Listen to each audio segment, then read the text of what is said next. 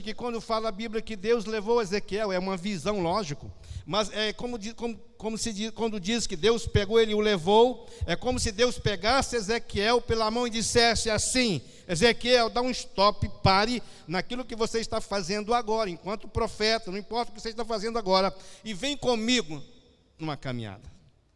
Deus não falou para onde estava levando ele. Talvez ele imaginasse que fosse para um lugar bacana, melhor do que o vale, mas Deus o leva, e sem avisar antes para ele para onde o levaria. Mas na verdade, muitas das vezes Deus nos conduz, te conduz, e permite que nós passemos por lugares e situações que nós não entendemos até então. Só depois do processo final que a gente vai entender, cair a ficha, entender o porquê Deus permitiu tal situação. E quando nós apenas olhamos com os nossos olhos carnais para situações assim que Deus às vezes permite que a gente passe, difíceis, parece uma falta de amor. Quando eu olho aqui esse texto e vejo Deus pegando o profeta pela mão e levando para um vale de ossos secos, pastor Ronaldo, imagina, Deus não tem amor não, hein? Que Deus é esse? Podia ter pegado, era um macumbeiro, um traficante, um bandido, um perdidaço, e levado para um vale, logo o profeta. Olha que loucura, não parece um negócio contramão? Se for olhar com os olhos carnais, assim apenas, meu Deus, mas parece que Deus não tem amor não, hein? Deus não ama o profeta não. Por que não pegou um outro? Aquele crente frio, rapaz, meia boca, religioso. Não, ele levou o profeta, a referência do sacerdote, o profeta, o cara que era referência, né? O cara que falava da parte de Deus para o povo, né? Que tinha a palavra de Deus. Mas interessante que, olha só que coisa, vai andando comigo na palavra. Interessante que Deus o leva e faz outra coisa. Deus o deixa lá. Aí eu questiono mais, meu Deus não ama mesmo não. Leva o profeta para o vale, ainda deixa ele, abandona ele. Não parece um negócio esquisito? Meu Deus, que Deus é esse?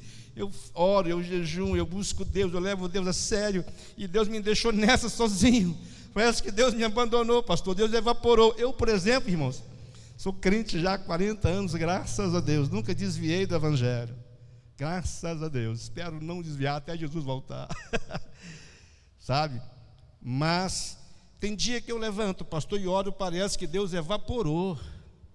Meu Deus do céu, até parece que eu não sou crente. Não escandaliza não, eu sou humano, sou 100% homem, igual você. Aí eu fico assim pensando, meu Deus, será que eu estou desviado? Aí eu procuro alguém para orar por mim, não encontro ninguém. Aí eu lembro que eu sou pastor, sabe? Eu assim, eu sou pastor. Esqueci. Eu oro, eu coloco as minhas mãos sobre as pessoas na igreja e abençoo a vida delas, elas são abençoadas. Eu assim, meu Deus, eu sou crente. Sabe? Aquele momento difícil. Aí eu coloco as minhas mãos sobre a minha cabeça, pastor Rogério. Falo assim, vai saindo agora, em nome de Jesus. Todo espírito de desânimo, de incredulidade, de medo, vai saindo agora um atrás do outro. Saia! É verdade. Se eu ministro sobre as pessoas, que eu não posso ministrar sobre mim. Começa em mim primeiro. A libertação, a cura, o entusiasmo, o ânimo começa daqui para lá. Sabe, queridos? Às vezes a gente parece que Deus abandonou a gente, que Deus evaporou, mas não é isso, né? Deus, na verdade, o deixa e afasta. Deus não apenas o deixou no vale, mas afastou dele. Pior ainda, ele se sentiu abandonado, o profeta se sentiu abandonado. Interessante que, por um início, no versículo 1, há um conforto. Deus pega na mão, é um conforto. O toque de Deus é conforto. Ele toca na mão e conduz, o profeta fica à vontade. Mas depois há um desconforto, porque Deus solta da mão e deixa no vale e afasta. Vai entender isso, não é verdade? Mas Deus sabe o que faz. Mas na verdade Deus apenas o deixou, mas não o abandonou. Isso é legal. Eu lembro, Raquel conhece o meu filho, hoje também casado, meu filho caçula. Tenho 2 filhos, uma filha e um filho casados, crentes, cristãos, servem a Deus, amam a Deus. E tem um netinho de 1 ano e 3 meses. Sou casado há 36 anos com a mesma mulher, graças a Deus. Inclusive ela está descendo agora sábado para encontrar comigo de manhã e a gente ir para a praia, para dar uma descansada, uma passeada, uma namorada lá na praia lá. Mas na verdade eu lembro com meu filho quando eu era criança, eu levava ele para a escola, o Eric. Eu lembro que eu levei o Eric todo dia para a escola e trazia. Teve um dia que eu levei o Eric para a escola. E eu deixei ele na escola, soltei da mão dele e ele ficou no portão achando que eu ia levá-lo de volta, porque nesse dia ele não queria ficar na escola, ele queria voltar para casa. Eu soltei da mão dele e ele ficou ele sozinho segurando na grade do portão da escola, a sensação que ele estava preso. A sensação que ele estava de trás de uma grade, preso, e eu abandonei ele, sabe? Aí ele ficou assim, com aquela carinha de choro, assim, olhando para mim assim, tipo assim, pai, o senhor não me ama, pai, o senhor me abandonou aqui na escola, ele aqui me acostou sozinho, tipo assim, sabe? Aí eu também dei uma de durão, nem olhei para ele, senão eu ficava com dó, sabe? Falei assim, não, você vai ficar aí a tarde toda. Mas de tarde eu volto para te buscar. Eu te deixei aqui, mas não te abandonei. À tarde, quando eu fui buscar o Eric, que ele me viu, já veio correndo e me deu um abraço, aquele olhar de tristeza do início, agora transformou em alegria, porque eu não o abandonei, apenas deixei por um tempo, porque era importante ele estar na escola por um tempo, para aprender também. Então, na verdade, Deus, ele leva o profeta, deixa o profeta por um tempo. Entende você, que não sei o que está acontecendo com você, mas é apenas um tempo. Deus não te abandonou, não te abandonou. Entenda o que Deus está falando contigo. Interessante que às vezes Deus nos leva ao vale e nos deixa por um momento. Por que faz? Porque o vale é lugar de aprendizado. O Salmo 23, verso 4, tão famoso e conhecido de Davi. Davi fala assim, ainda que eu andasse pelo vale da sombra da morte, não temerei mal algum. Porque tu estás comigo, a tua vara e o teu cajado me consola. Olha que convicção da presença de Deus, ainda que eu ande pelo vale e da sombra da morte.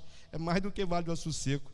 Não temerei nada, porque tu estás comigo. A tua presença é o diferencial na minha vida. Então, queridos, vale é apenas um tempo. Repete assim, vale é apenas um tempo. Se você entender isso, você vai sair daqui muito abençoado. 2 Pedro 3,8 diz assim, Pedro, olha, vós amados não ignoreis uma coisa, que um dia para o Senhor é como 1000 anos e 1000 anos como um dia. O povo de Israel ficou no Egito cerca de 450 anos, correto? Por aí. Agora, olha que loucura essa, a matemática de Deus. Se a Bíblia fala que um dia para o Senhor é como 1000 anos e 1000 anos como um dia, se for colocar isso pegar os 450 anos e colocar nessa matemática aqui, na verdade o povo de Israel não ficou meio dia no Egito, no tempo de Deus.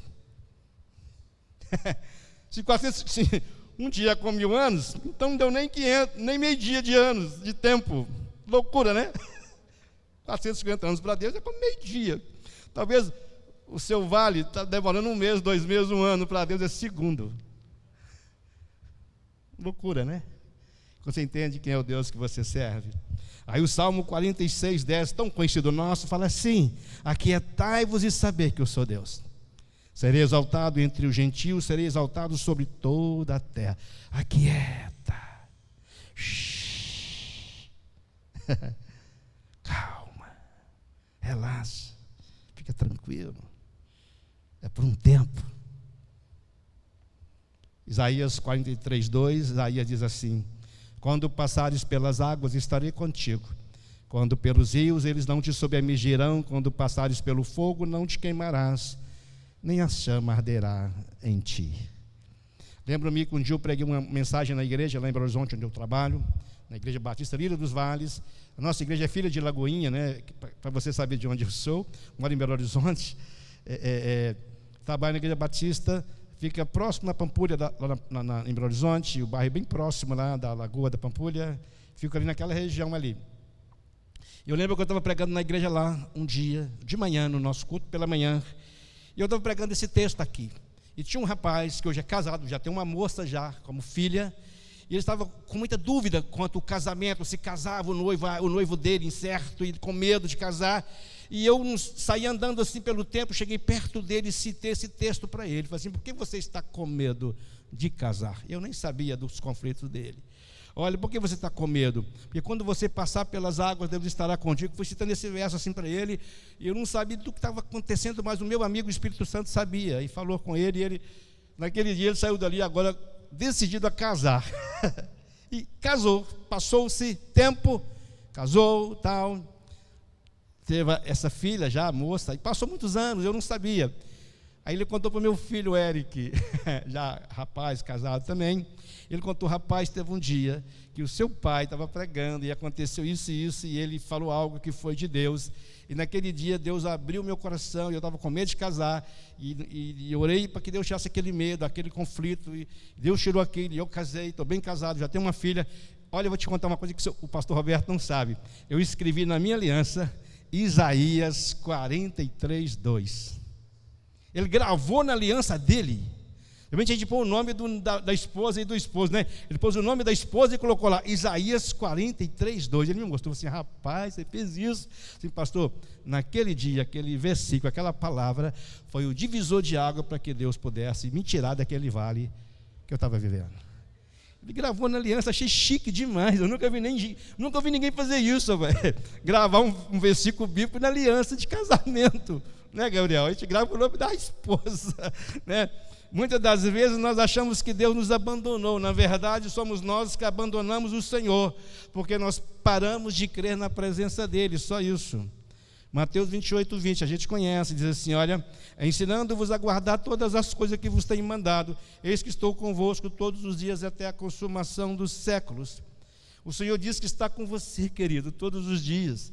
Então você não pode ficar curtindo esse espírito de orfandade, de abandono, de sozinho.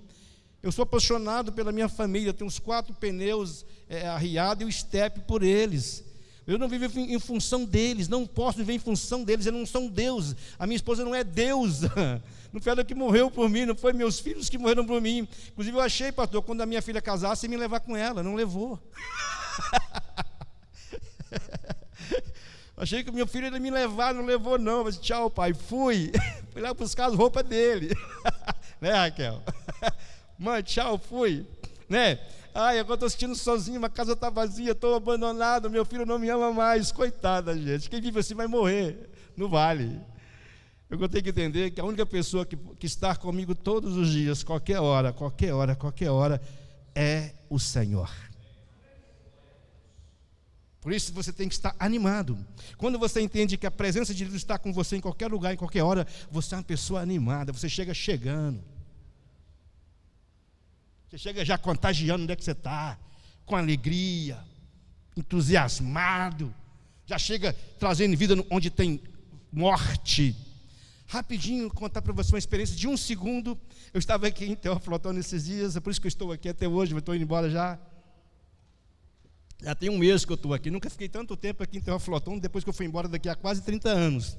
Mas, estava aqui ajudando o meu cunhado na campanha dele, para vereador. E eu entrei numa loja, num lugar, para pedir o voto para uma pessoa. Aí eu passei em frente à loja, eu vi que estava só ela no caixa, aí eu passei, aí eu dei uma marcha ré, entrei na loja e falei para aquela moça assim, boa tarde, bom dia, boa tarde, Roberto, como é que você chama? Ela chama Raine, gravei o nome dela. Raine, prazer, Roberto, tudo bem? Eu falei assim, olha Raine, deixa eu te falar uma coisa para você. Eu entrei aqui para te pedir um voto para esse cara aqui, meu cunhado, está vendo aqui?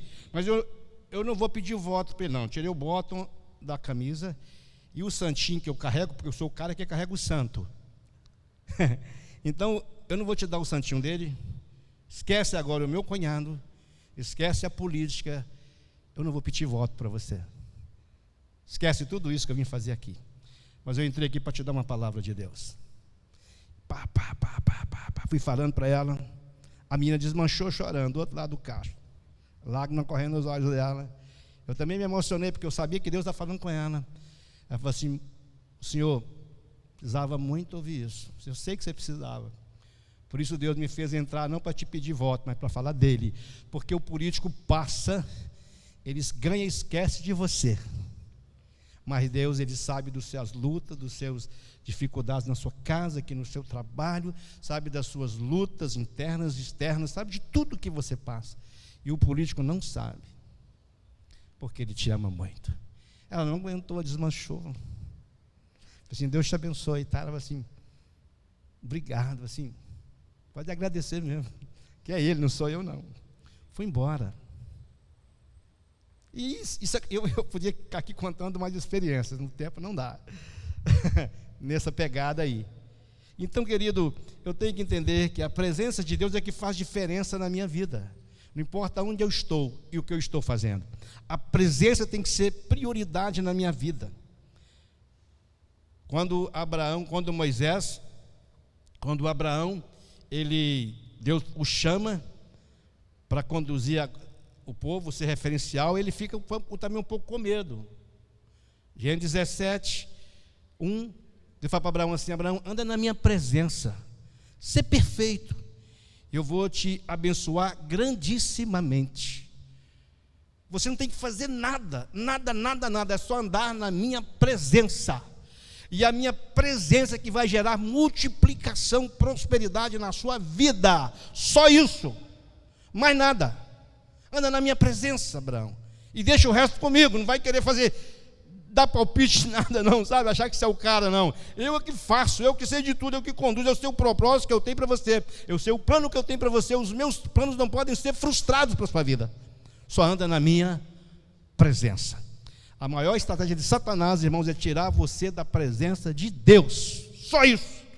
Aí você fica religioso, você vem na igreja, canta, pula, faz tudo, dá o dízimo, mas você não tem a presença mais. Que graça tem isso? Sem a presença, né, pastor? Quando Moisés está conduzindo o povo de Israel para a terra prometida, ele ficou estressado com o povo, que o povo murmurava, reclamava, e Êxodo 33, verso 15, ele não aguentou e falou assim: Deus, se a tua presença não for comigo, eu não vou dar um passo além do meu nariz, porque o que importa agora não é nem a terra mais, e nem cumprir o propósito de levar o povo. O que faz a diferença para mim é a presença do Senhor. A terra é segundo plano, terceiro plano. Deus falou assim: Moisés, a minha presença irá contigo. Aí Moisés partiu para cima. Estão entendendo, querido? Então Deus não te abandona, é por um tempo apenas. Interessante que Deus, ele levou Ezequiel, né? Não foi ele que foi porque quis. Olha só, Deus não levou mais ninguém. Repete comigo assim: Deus não levou mais ninguém. Então entenda isso. Tem vale que é só seu, filho. Vem para cá colocar seu marido, seu irmão, o pastor, o irmão da igreja, seu amigo no meio desse negócio, não. É seu. Eu estou aqui por causa do pastor, falou isso. Eu estou aqui por causa da irmã. Eu estou aqui por causa do meu marido. Esta luta é por causa, não sei de que. Para com isso. O vale é seu. Não queria colocar mais ninguém, não. O dele vai chegar um dia também, se Deus quiser. É verdade. Então o vale é unicamente seu. Deus não levou a mulher do profeta, não levou o filho dele, não levou os diáconos, não levou a liderança, não levou ninguém, levou só ele.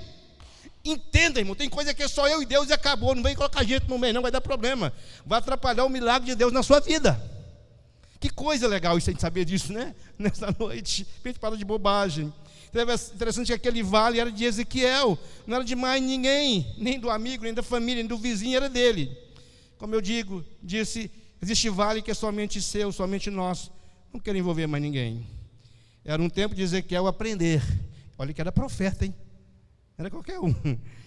E aqui está o porquê do vale na vida do profeta. Quando Jacó vai atravessar o val do Jaboque, antes de encontrar com o irmão dele, para acertar as contas, ele precisava de um momento muito especial com Deus. Gênesis 32, 22, diz que Jacó levanta pela manhã bem cedo, pegou as suas 2 mulheres, suas servas, seus 11 filhos, passou o val de Jaboque e os fez passar pelo vale, todos eles. E o verso 34 de Gênesis 32 fala que ele ficou só ele e Deus. Aquele vale era de Jacó, não da mulher e nem dos filhos, era só dele. E diz o texto que ele lutou com Deus. Não foi uma luta de braço, de tapa, de chute, de UFC, foi de argumento. Deus dizia: você é isso? Não sou, você é. Você tem que mudar, eu não vou mudar. Tipo, confronto, um vale. Deus queria transformar o caráter dele. Ele não aguentou, acabou cedendo. Ele falou assim: agora você reconheceu que você é mentiroso, enganador, agora eu vou mudar seu nome de Jacó para Israel, príncipe de Deus. Você ganhou 12, não foi nem 10, você ganhou 12, está aqui o diploma, o passaporte, vai, resolve os seus problemas agora. Aí ele sai de manhã do vale, todo macho, todo arrepiado, o cabelo todo arrepiado, a perna ferida, uma cicatriz. Agora, para Jacó, aquela cicatriz não tinha muita diferença, aquela dor na perna não tinha mais efeito para ele. O importante para ele, que ele passou pelo vale e foi curado. Ele sai arrastando depois pelo deserto para encontrar com a sua família. Ai, que trajeto gostoso. Voltou para encontrar com os filhos dele, com as esposas dele, ferido, todo amarrotado, mas curado por Deus, porque ele precisava de um vale na vida dele. Às vezes Deus permite alguns vasos para curar a gente. Isso é uma outra mensagem que eu prego. Características de um coração totalmente curado, ou melhor, características de uma alma totalmente curada. Eu entro um pouquinho nisso aí, ok, querido? Então olha só, existe um momento que o diabo vai agir contra você, em seus sentimentos, provocando em você abandono, dizendo que ninguém te ama, que ninguém está preocupado com você, que o problema é você com você mesmo, ninguém se importa com você. Existem esses sentimentos quando a gente passa por situações assim, e muitos fazem birra, deixa de vir à igreja. Não é verdade? Essa semana eu cortei cabelo com um rapaz, não vou falar o nome dele, e conversando com ele e tal, criei uma conexão com ele de amizade, e ele acabou falando que era crente desviado e tal, que já liderou não sei o que. Eu falei assim, você está fazendo o que agora? Não, eu estou longe da igreja, não estou indo mais, papá. E pela linguagem dele, você vê que ele está totalmente desviado pela linguagem dele. Eu falei assim, não estou te entendendo, cara. Você está fora e os outros estão dentro. Então, a sensação é que só você está certo. Então você não abre uma igreja só para você, para todo mundo ser perfeito igual você é. Porque se pergunta todo mundo da igreja errado. Estou entendendo. Assim, rapaz, você está tão certo que está fora. Assim, parece que eu estou desviado. Ele ficou assim, aí eu desarmei ele e tal, ele acabou desarmando aquela prepotência dele, e falou que ele precisava voltar mesmo, e tal. Até convidei ele para vir aqui, pastor, hoje. Aí só que você, o pastor Roberto, como meu amigo, olha, a minha esposa vai viajar agora para a Bahia à noite, nesse horário, eu tenho que sair daqui, então eu gostaria de ouvir o senhor. Eu falei, seria uma honra para mim. Vai ficar amigo dele, sabe? Então deixa eu correr aqui também. Interessante, querido, que Deus fez Ezequiel ir no meio do vale, não para estacionar, ficar parado, paralisado, mas que ele movimentasse. Deus leva Ezequiel, outra coisa, ele coloca Ezequiel no meio do vale, no meio, não no canto do vale. Olha que interessante, geralmente quando nós vamos a uma festa, onde a gente não conhece quase ninguém, geralmente o que a gente faz? A gente procura sempre uma mesa mais no canto assim, né? Aquela falsa humildade, né? A gente fica mais escondido assim, não quer a mesa do meio, que todo mundo vê a gente e tal, a gente chega assim, aí o dono da festa fala assim, vem pra cá não, aqui tá jóia, a gente quer, todo mundo quer ir para a melhor mesa, né? Mas aquela humildade naquela hora, né?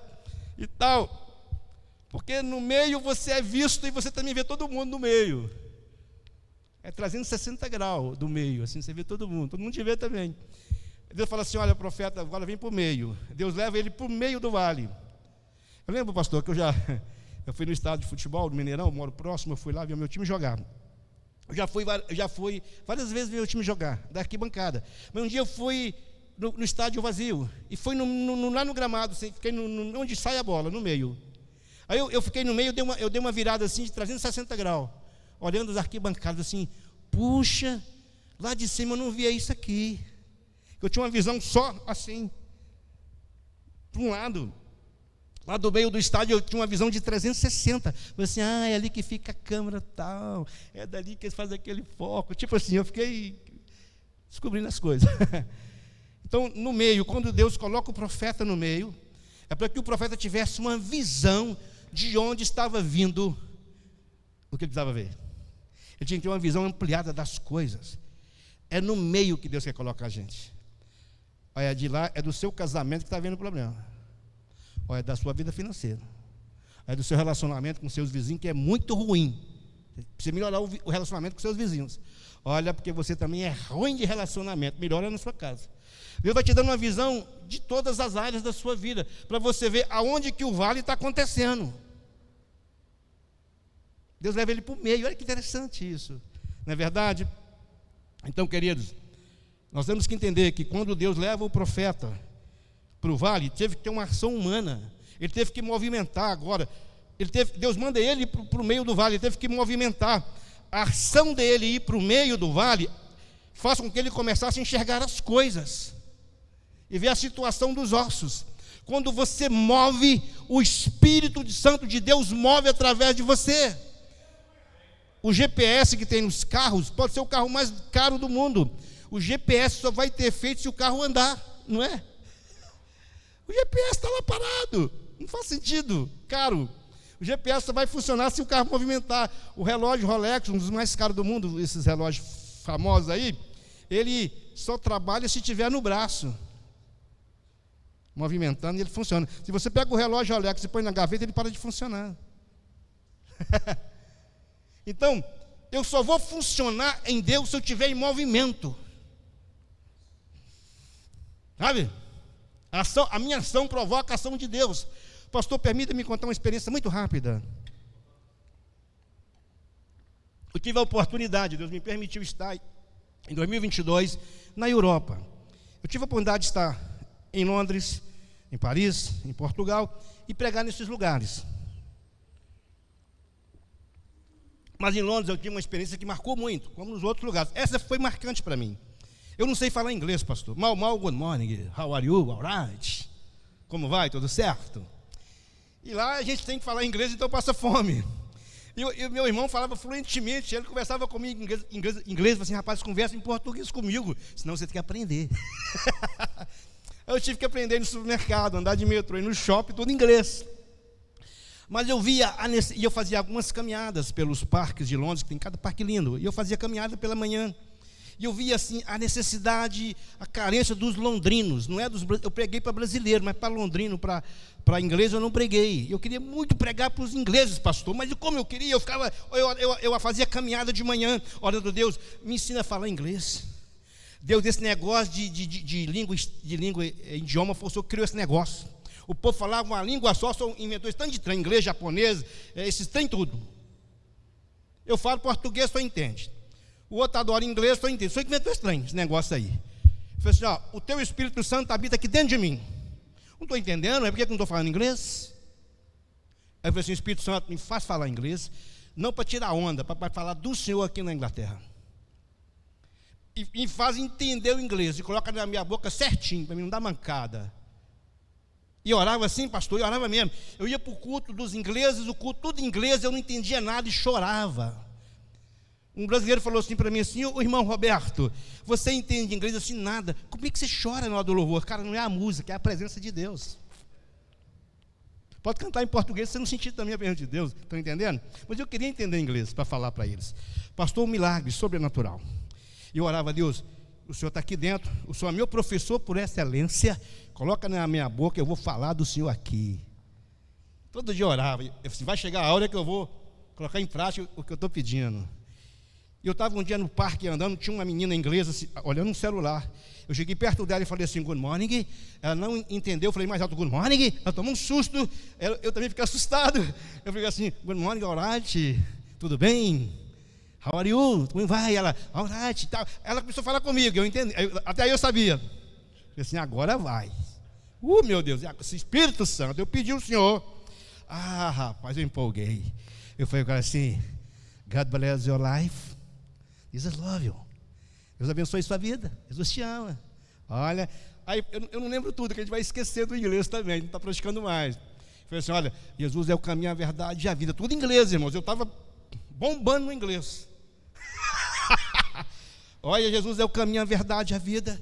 Not is best than Jesus. Nada é melhor do que Jesus. Jesus acredita em você. Jesus God believe you. Ele acredita em você. E falando para ela assim, e foi vindo. Eu arrepiava porque o milagre estava em mim. Que eu estava falando, entendendo, ela também entendendo. Eu falei assim, uau! Empolguei. Porque eu comecei a movimentar. Comecei a agir. O Espírito Santo foi agindo. Aí no final aquela moça falou para mim assim, thank you, obrigado, God bless your life too, Deus te abençoe também. Eu falei assim, amém. Despedi dela, aí empolguei, não aguentei, voltei de novo. A mulher falou assim, esse cara deve ser doido. Eu falei assim, have a nice day, tem um dia feliz, tá?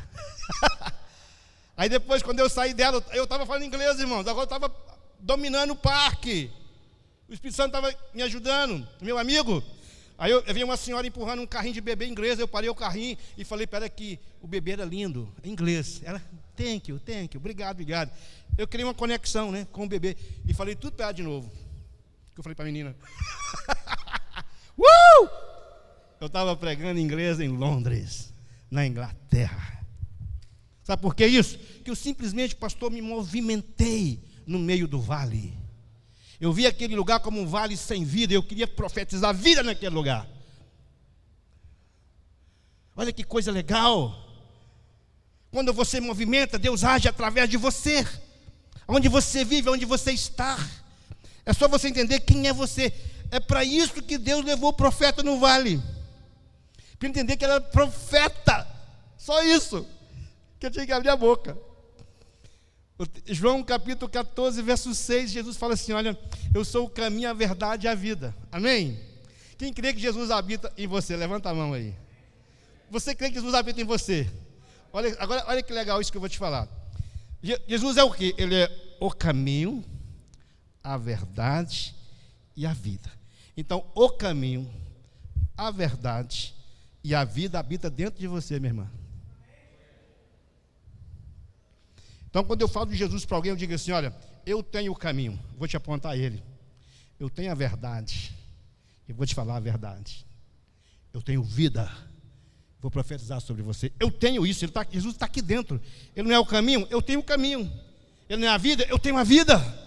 Por isso você tem que ser animado, chegar chegando. Está entendendo, irmãos? É assim que funciona. Deus queria mostrar isso para o profeta. Não estava entendendo até enquanto. Sabe, deserto não é lugar para estacionar, é para você, vale de ossos secos, não é lugar para você ficar estacionado curtindo o problema, é para você movimentar no meio do vale. E Ezequiel começa a andar sobre o vale. Aí Deus pergunta para ele assim, ei, profeta, você acha que você pode mudar a história desse lugar? Tipo, você acha que esses ossos poderão ter vida de novo? Deus não precisava perguntar isso para o profeta, não. Se Deus quisesse, Deus falava assim, osso, levanta, todo mundo, um atrás do outro, tá todo mundo já, cada um caçando o seu parzinho. Deus fazia isso sem profeta nenhum, sem crente nenhum. Se Deus quiser, Ele salva Teófilo Otônio, se Ele quiser, do nada, Ele dá um sopro, esse povo tudo amanhece crente no outro dia. É o poder dele de criar, de fazer as coisas, Ele quer usar você para isso. Sabe? Ele pergunta para você, você acha que os seus vizinhos da sua rua podem se tornar crentes? O vizinho da direita, da frente, do fundo da sua casa, da rua que você mora, do seu bairro. Você crê que essas pessoas podem se tornar cristãos como você, assim? Animado! Você acha? Então profetiza sobre eles. Eu tenho o hábito, pastor, de orar todos os dias pelos meus vizinhos. Da direita, da esquerda, da frente, do fundo, da rua onde eu moro, do bairro onde eu moro. E tem vizinhos, irmãos, que sinceramente, se eu pudesse, mandava Deus matar isso. É verdade? Você não tem vontade não, né? Não tem, pastor? Domingo à tarde, pastor, você quer dormir, o cara coloca um som na porta, do outro lado da rua da sua casa. Aquilo é o Satanás, irmão. E quando não é o som, é o cachorro dele que late a noite toda. Aqui não é um cachorro, aqui não é um cachorro possuído. Um cão. É verdade, isso é coisa que acontece com a gente. Aí você tem que agora orar para Deus salvar o dono desse cachorro. Orar para Deus salvar o dono do som lá que está te perturbando. Eu tenho uma vizinha, pastor, que ela coloca uma mesa com um karaokê do outro lado da rua do prédio onde eu moro. E domingo todo ela fica cantando, rapaz. Sozinha, ninguém na rua, só ela cantando. E ela canta em inglês tudo errado, velho. Ela canta as músicas de John Lennon, tudo desafinado. Aí eu brinco com a minha mulher, a senhora Yoko Ono tomou posse. A mulher de John Lennon, né? Yoko Ono está cantando. Aí ela estava cantando tão alto, rapaz, que eu disse o prédio, eu falei assim, a senhora canta demais da conta, viu? Mas pode cantar um pouquinho mais baixo. Só canta muito, mas pode cantar um pouquinho mais baixo, porque está me incomodando dormir agora. Ela, não, senhor Roberto, não, pode continuar cantando essa música de John Lennon aí, mas um pouquinho mais baixo vai ajudar muito. Irmão, você acha que é fácil orar para as pessoas que te perturbam? que falam mal de você, que criticam você. É isso que Deus queria falar para o profeta. Comece a profetizar a vida sobre esses lugares, sobre essas pessoas. E Deus então o faz andar sobre o vale. Faz alguma coisa. Tem gente pior do que você. Você é profeta de Deus, você é crente, você é salvo, mas tem gente que ainda não conhece Jesus. A gente está morrendo, está só um vale de osso seco. Tem casa, tem dinheiro, tem tudo, mas não tem Jesus. É um vale de osso seco, tendo as coisas que tem. Então profetiza sobre ele vida, cria conexão com ele e profetiza sobre ele. Essa é a palavra dessa noite para a gente. Deus está dizendo assim, deixa de moleza. Provérbios 24:10 diz assim: se te mostrares fraco no dia da angústia, a tua força é pequena, não serve para nada. Sabe, querido? Então, assim, meu Deus, se a gente entendesse isso, Jesus já tinha voltado, porque nós já teríamos ganhado as pessoas para Ele. Porque quando o Evangelho for pregado sobre toda a terra, o Filho do Homem vem buscar a igreja. Sabe, querido? Então, o que Deus colocou no meu coração, nesta noite aqui, para você, é isso. É interessante que Deus manda o profeta ficar perto dos ossos, não longe. Aquela tragédia do Rio Grande do Sul, oramos muito pelaquela tragédia lá. Eu levantei recurso para ajudar um pastor amigo meu lá, que perdeu tudo na enchente, perdeu a casa, perdeu tudo. Hoje Deus deu uma casa nova para ele lá no sul, graças a Deus, uma casa jóia, Deus o abençoou de forma poderosa. Oramos muito, mas é fácil você orar pelas pessoas que estão longe. Não é fácil orar pelo pessoal da África. Tem gente que chora pelo pessoal da África, rapaz, mas não chora pelo vizinho dele, pastor. Não chora pelo patrão dele, aquele patrão que pega no pé dele na empresa. Não chora pelo filho que não é crente. Não chora pelo esposo que não é crente. Está perto dele. São esses primeiros ossos que Deus quer usar a gente para profetizar a vida. É aquele osso que te incomoda, aquele osso que causa dor em você. É ali que você tem que profetizar a vida, ali, pertinho. Deus coloca o profeta perto dos ossos. Está vendo aí? Profetiza perto, de longe é mole. Na sua casa que começa a vida acontecer. Sabe, queridos? Porque na verdade é isso que Deus quer fazer. É quando você começa a profetizar o agir de Deus no seu casamento, na sua casa, nas suas finanças, no seu emprego, trazendo vida para aquele lugar. Tem coisa que Deus quer que você faça, que nós façamos que Ele não vai fazer. Isso nós temos que fazer, profetizar a vida sobre as pessoas. E por fim, Deus diz assim para o profeta, então profetiza sobre esses ossos e diz assim, ouça a palavra do Senhor. Para finalizar, eu vejo que loucura foi aquele momento. Irmãos, era muito osso. Tinha mais gente morta do que o povo de Israel vivo, que se tornaram um exército assim, enorme. Olha só, era uma bagunça. A Bíblia fala que quando ele profetiza o espírito de vida, houve um estalo, um barulho, e houve uma bagunça naquele vale, porque os ossos, imagina, o pastor aqui, grandão desse tamanho, eu baixinho assim, o osso dele está na ponta, eu estou aqui, meu osso está lá, o dele está aqui, os ossos teve que procurar o par dele, pastor. O pé do outro teve que ir atrás do outro para fazer o parzinho, para sair andando. Imagina, o pé do grande com o pequenininho, do torto. Que milagre mal feito é esse de Deus, irmão? O milagre de Deus é perfeito. Houve um barulho, cada osso procurando seu par, certinho, cada osso no seu corpo.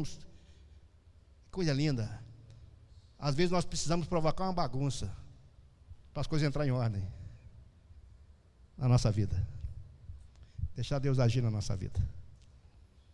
É tanta coisa que eu queria falar, mas Deus falou para mim falar só isso.